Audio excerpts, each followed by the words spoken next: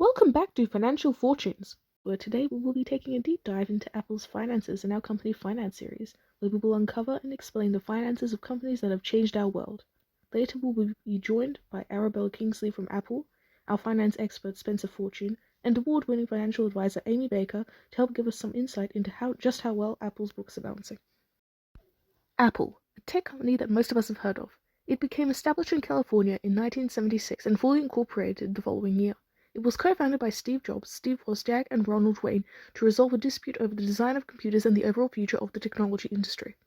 Apple went on to revolutionize the technology industry with the creation of products like the Apple Macintosh computer, the Apple iPhone, the Apple iPad, which made technology more accessible than ever before to the consumer. Apple's success has led to the company gaining a significant amount of profit, so much so that in August of 2018, Apple was the first company to be worth over $1 trillion US, 1.5 trillion in AUD. With us to explain what this means is Arabella Kingsley from Apple. Arabella, please take it away and explain what Apple's current financial position is. Has always been profitable. Although the COVID pandemic hit our Chinese suppliers hard, we have had to look into diversifying into other markets, such as the Indian market, in order to maintain our deadlines and keep up the highest standards for our customers.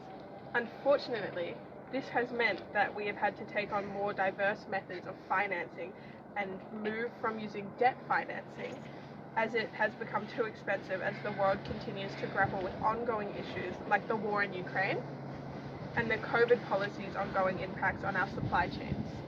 Thank you for that insight, Arabella. Now let's go over to Spencer Fortune to unpack that.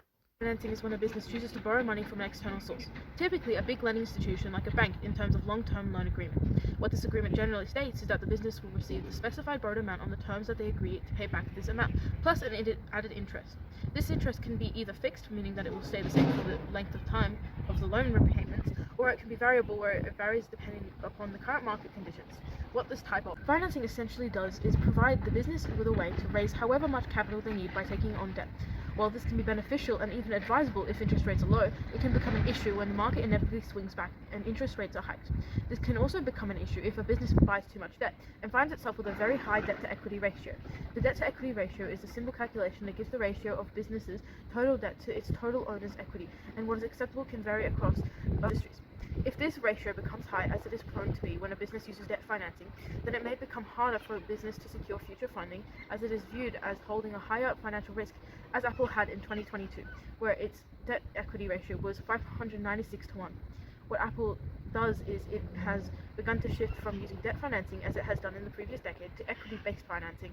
They are able to do this because of their ability to rely on strong and consistent cash flow from their product operations. One other method that they have done this with is their share buyback scheme, where Apple paid out a total of $613 billion to investors. Thank you for that informative explanation of debt and equity financing, Spencer. Spencer would now also like to perform this as a song. Now, we're talking debt financing, my business on the ground, looking for that cash to dancing. Hit the bank sign, the line, long-term lean inside. Interest rates, fix the variables, gotta get it right. Capital flow, and then the watch into equity. Too much weight on your shoulders, man, that's a recipe. We'll struggle in the future when the market starts to shift. Interest rate climb, now you're feeling married. That can be a blessing, but it's a double-edged sword. With a balance of ratio, can't let it be ignored. From Apple to the streets, we're learning the game. Invest smart, play it right, or you're feeling the pain. Tools in the mix, they flip the script of the equity, which the profits grip. Cash flow steady, they make you move to sleep. Share buyback, 630 million. Yeah, that's the trick. Investors on the rise, confidence in the brand, but too much debt can leave you in quicksand. So diversify your funding, keep your options wide. So when you're stacking paper, keep your vision clear. Know the risks involved, don't let them interfere. With your dreams and your goals, keep your hustle tight. That can be a blessing, but it's a double-edged sword. With a balance of ratio, can't let it be ignored. From Apple to the streets, we're learning the game. Invest smart, play it right, or you're feeling the pain. Debt financing, it's a tool, not a chain. Use it wisely, or you'll feel the strain. Reward to good luck, we all in this together. Then again, it's not, we'll rise forever. Rise forever. Thank you for that lovely performance, Spencer Fortune.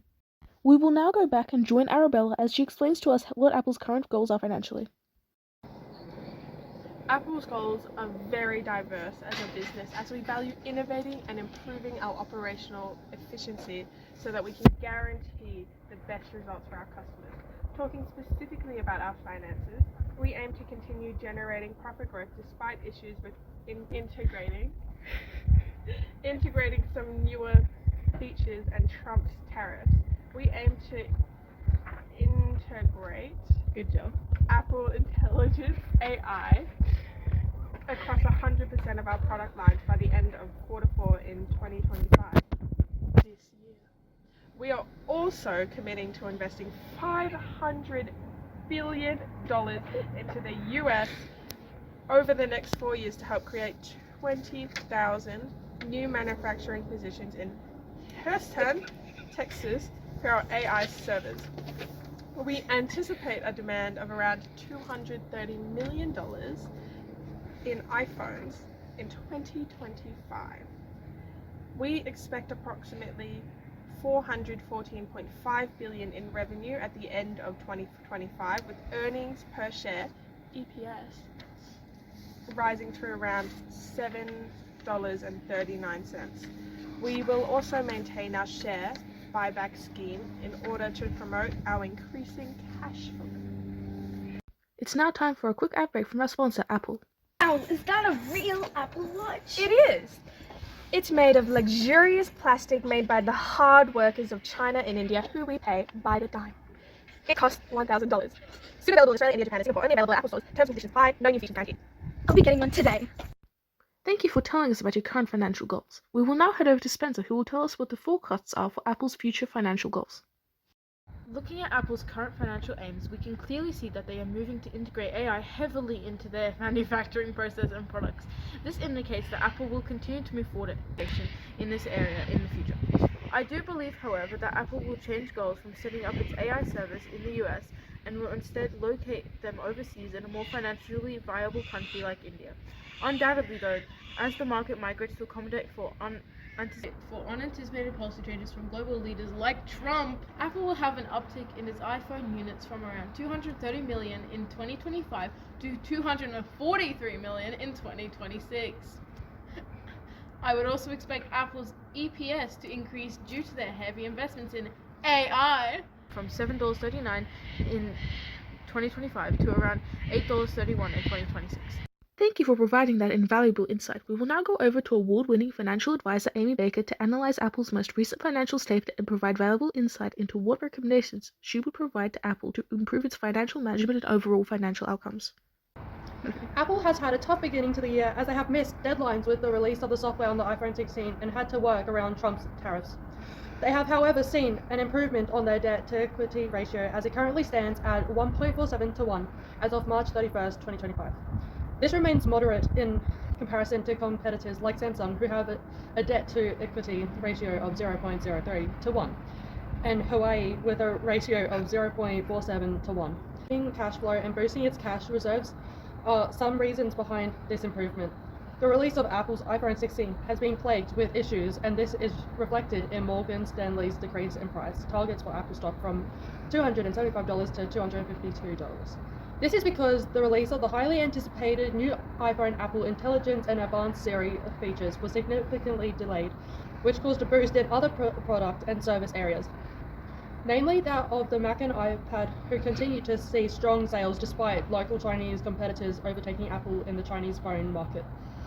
Apple has also seen significant supply chain issues due to Trump's gross mishandling of issuing tariffs, which has visibly forced Apple to diversify into the Indian market at a quicker than foreseen rate, as their stock has fallen 4% when tariffs were first issued, particularly when on China, which rose as high as 245%. A few days later, as Trump held conversations with current Apple CEO Tim Cook, consumer electronics was successfully exempted from these tariffs, and this saw Apple's stock rise 7%. Overall, Apple's performance for the second fiscal quarter is to be commended, as it shows the company's resilience and adaptability in the face of global challenges.